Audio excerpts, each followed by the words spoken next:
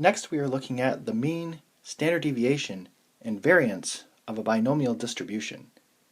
The mean is equal to n times p. The standard deviation is equal to the square root of n times p times q, and the variance is equal to n times p times q.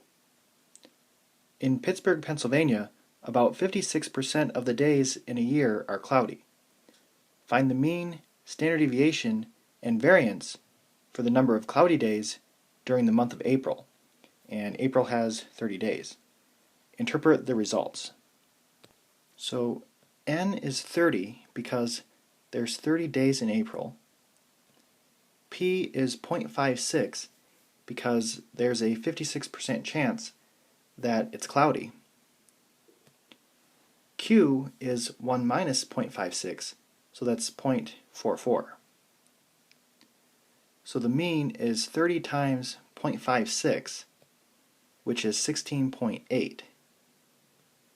The standard deviation is the square root of 30 times 0.56 times 0.44, which is 2.72. And the variance is 30 times 0.56 times 0.44, which is 7.392. So they also want us to interpret the results. So the average number of cloudy days in April is 16.8.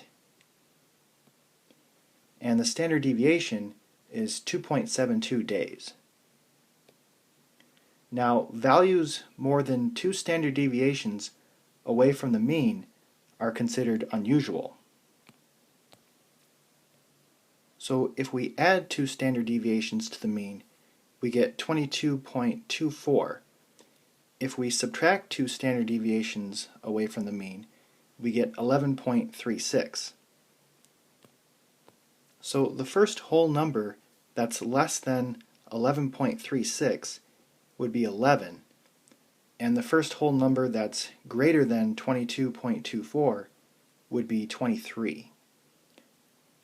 So in April with 11 cloudy days or less would be unusual, and in April with 23 cloudy days or more would be unusual.